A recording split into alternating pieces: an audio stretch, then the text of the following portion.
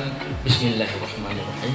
Pelatihan kader pembaruan kebangsaan tahun 2022 di Kabupaten Jember secara resmi kami nyatakan